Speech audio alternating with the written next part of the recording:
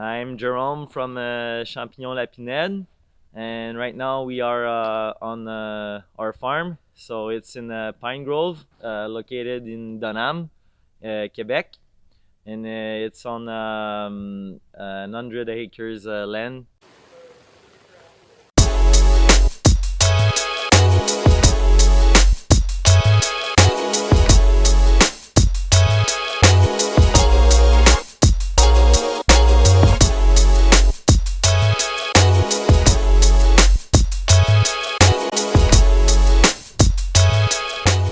All right, so I'm here with Jerome Boucher, Hi.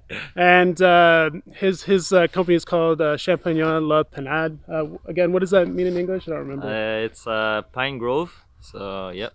So I'm here in Quebec. I haven't been here in actually a long time. I'm really excited to come here. Jerome took my program, the Mentorship, about a year ago. Yep. So we're actually at his house. You just bought this place. Yep. So I just want to go over what Jerome's plan is, and we're actually going to take you to his Pine Grove forest where he does log cultivation, but Jerome is actually in the middle of changing up his business. So all that's coming out in this video. We spoke with my partner, and there's the idea to move the production here and also to expand to greenhouse production on blocks. The good thing is we already have some cash flow because of the logs.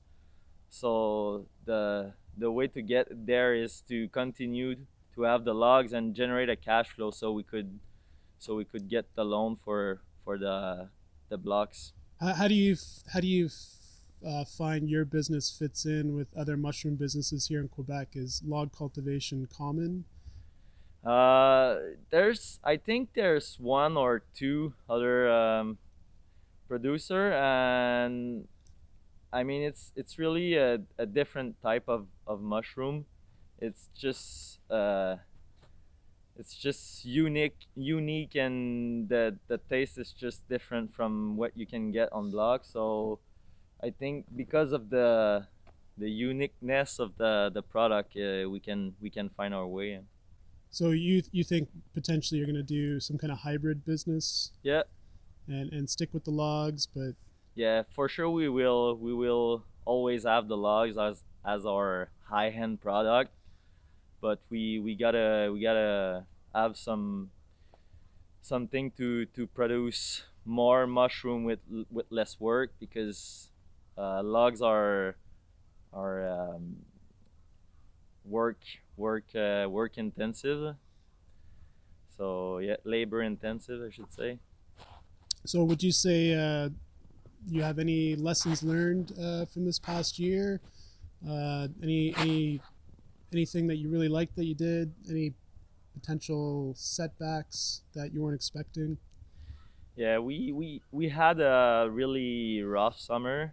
Like for half of the summer, we were harvesting a third of what we were supposed to. So, and still doing the work for the 100% harvest. So it was hard to see that, and what we think we can do to fix that is just to control more the area, add some sprinkler, let's say, to fix the drought, or anything related to water. And yeah. So it was too dry. Yeah, really dry. Really dry. Yeah. So do you guys use shade cloths over your Yeah, logs? we use shade cloth, but still the logs were just too dry. We soak logs every week to make them produce, but still the logs were just too dry. So we should have sprinkled them, but we didn't have the system in place to do it, and we didn't really had time to put it in place.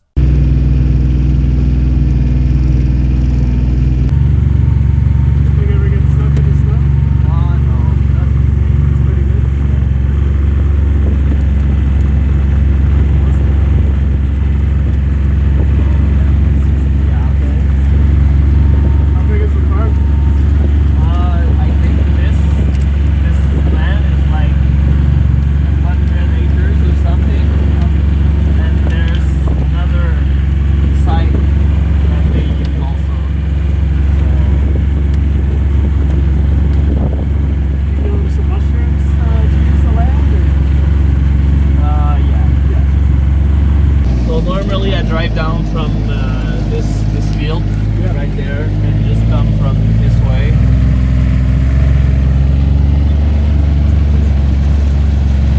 And here is La Pinede.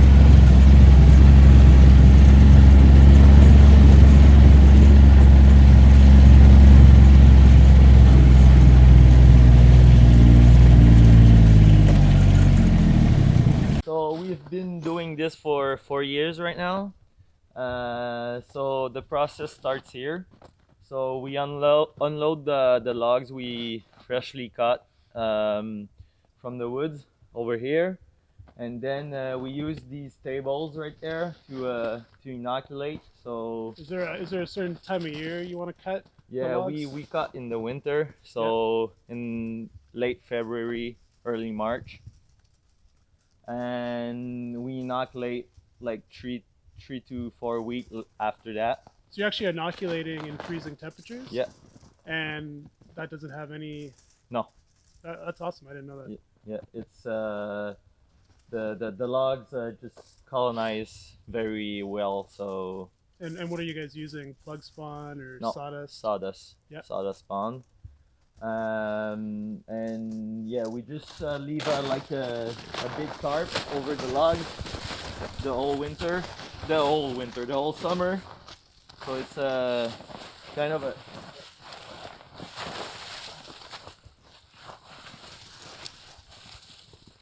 So how long will these sit? So this will sit for 1 year. So we can see better logs over there. We can see the mycelium running. We have some. So all this is shade cloth and tarp. Yeah, it's a. I think it's a trucker tarp. Yeah. Yeah.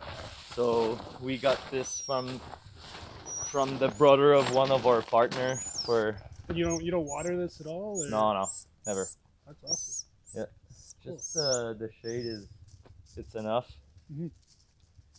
So this has been sitting for a year, and then you have your fruiting area over here? Yeah, the fruiting area is over there.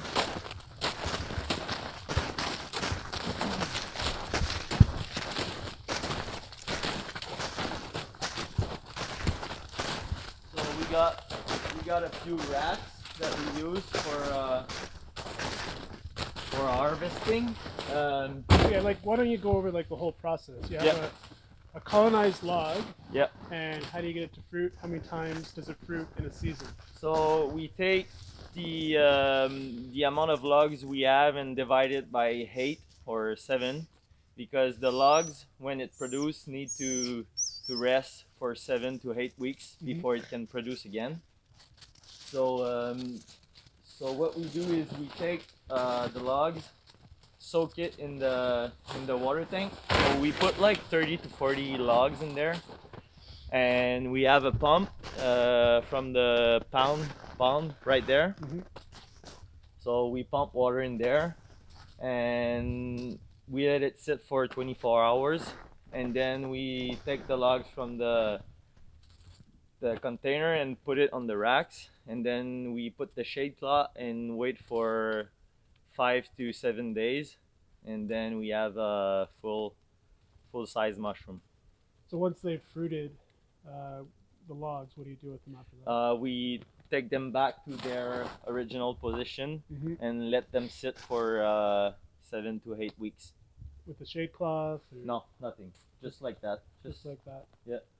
And it'll last for how many years? 3 to 4 years, depends on the size of the logs and depend on the woods also. Yep. And then what's your protocol for once a log is done? Are you just chucking in the forest? Right now we didn't have one yet. We have one in the head, but we don't use it at the moment. But we thought we could just put like a flag around the log that didn't produce, and then if we soak it again and it still doesn't produce, then we take it out of the production. So are you just using one specific strain of shiitake right now, or? No, we have more than one strain. We have I think 4 or 5 strain. So we're playing around, but the one we use the most is from Field Forest. It's WR46. It's the name that they give to this strain. We also use a few cold weather over there that we can't soak because they don't react to soaking, so we just let them sit over there.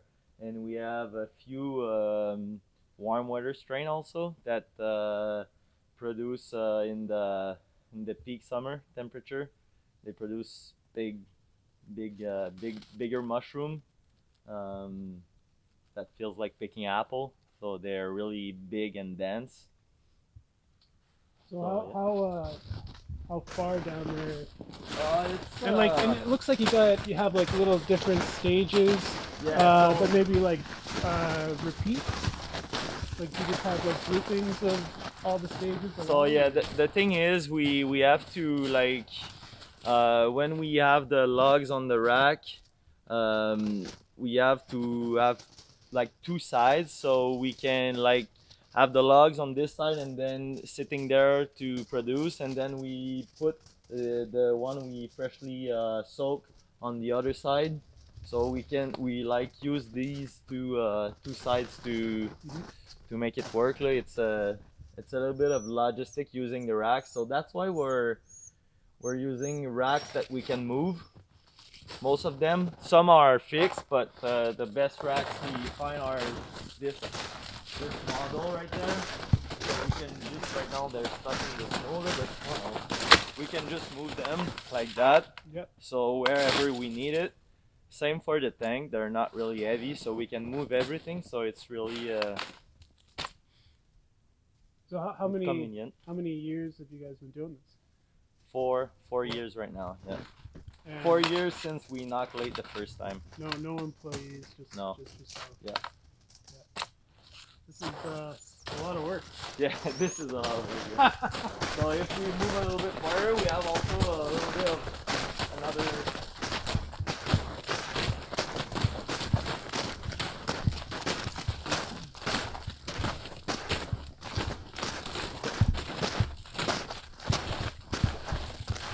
So this is the totem. What do you call it? Totem? I don't know. Totem. Yeah. I don't even know what that is. Yeah, it's Like it looks like you're cutting and putting it's- sawdust in it's between. just it's just bigger diameter logs Mhm. that are too heavy to manipulate, because you don't want big logs over there in the logs production, because they're just too heavy to put in the tank and put on the rack. So we use bigger logs to do this, and of course you can't soak this log, so it's just natural fruiting. So are they actually dug into the ground No, so that they wick moisture? no, but they're sitting on the ground. But you don't have to water them? No, they take hydration from water from the ground. Yep. Yeah. And would you say they take a few years before they start fruiting, or Oh no, these are like kind of tests. So we have in there, we have shiitake, cold weather shiitake over there. We have lion's mane behind you. have the lion's mane fruited yet? Or? Yeah, they Yeah, fruited cool. this summer and for the first time. So are 2 years old, so they take longer to colonize. And the bigger one here, over here, these are poplar that we inoculated last spring, and these are all oysters. So and there's still some left here. You can see them. So So these yeah, right there. so That's cool. these took only 6 months to. Same thing, fields of forest. Or? Yeah. Yep. And you have some of these wrapped in garbage bags. Yeah, these are warm weather Yeah. oyster. Okay. Like I think they are golden. Okay. Over there, it's oyster logs. So it's kind of the same as shiitake logs, but we don't force them, so we don't soak the oyster logs. So they're just sitting there, and like the totem we just harvest they're fruiting. So you mentioned this year it got too hot. Yeah. So are you envisioning like a canopy of shade cloth, or are you envisioning maybe putting shade cloth just kind of over your fruiting stacks? No, the the pine grove is doing our shade, so it's But you said it wasn't enough though, right? yeah. So we probably should water the log. Water. Yeah, You think just setting up yeah, like a sprinkler system? yeah. We need to set up a sprinkler system Yeah. if we. Yeah. But the logs are pretty drought resistant. I mean, they're hard to dry, but Mhm. this summer was just too much, but it was like exceptional summer. This year we had like close to 1,000 logs, a little bit more, I think, and we were soaking 120 logs per week, and it takes about an hour to soak it.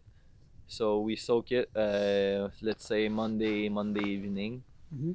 and then Tuesday evening we unsoak. It's another hour, and then harvesting is a little bit longer than oyster. It's like 20 pounds an hour if you're good. Yeah, Like I if agree. it, I agree with that. 20 pounds an hour is good. so if we're not like if you're a beginner, you're doing like 10 pounds in an hour, but we can do 20 pounds. And the market here, who are you guys selling to? So we're selling to restaurants in the area, and also the farmers market the Saturday morning. Hmm. And for the farmers market, for the customer, it's we're selling around 20 to $22 a pound. That's great. Yeah. That's really good. And for the restaurants, it's around 16. For shiitake. Yeah. Yeah, and oyster. We sell like 14.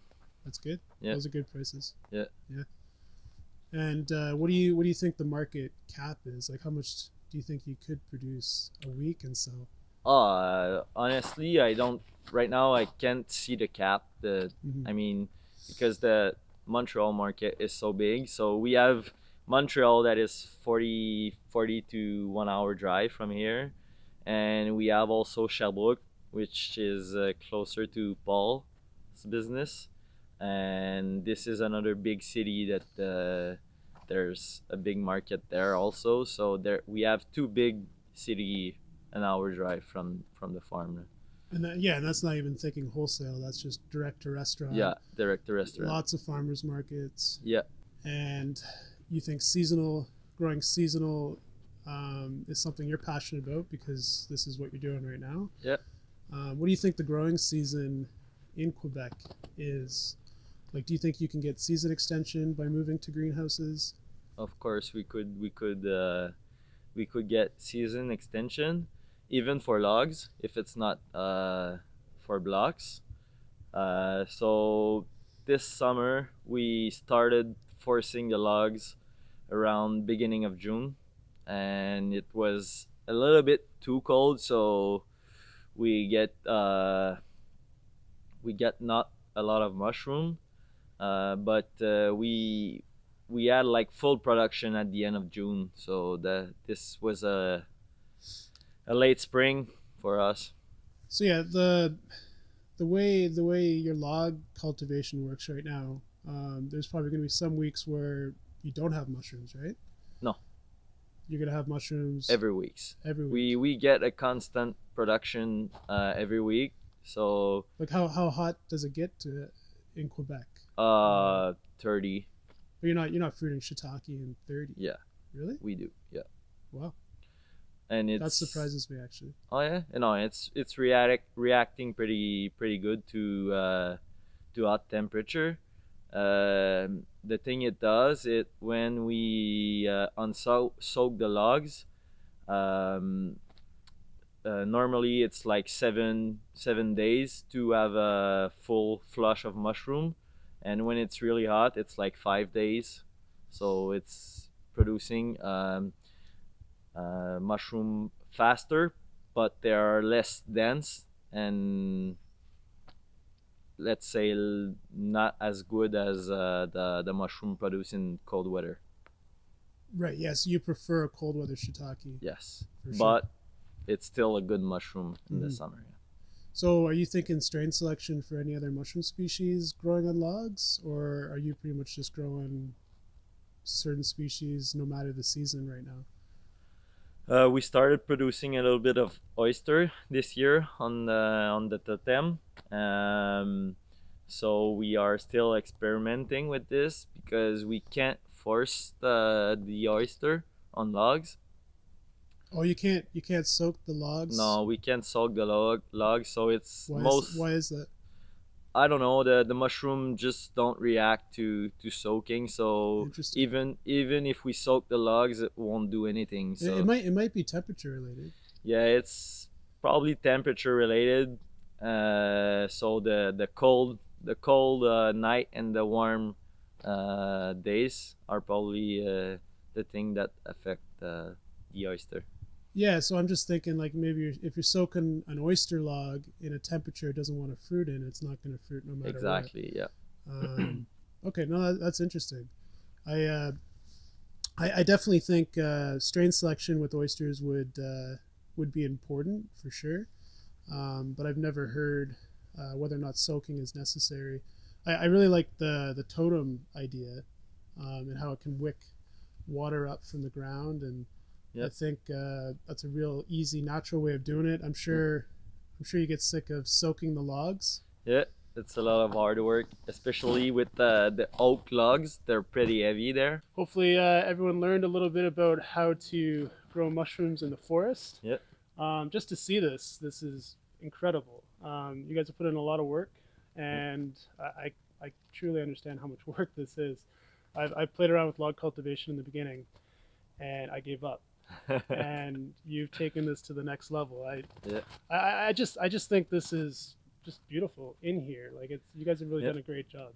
Yeah, and we're doing it for the product. As I said earlier, it's just the mushroom are just incredible, and the shelf life of the mushroom is like twice as long as any mushroom, and the mushroom is just unique.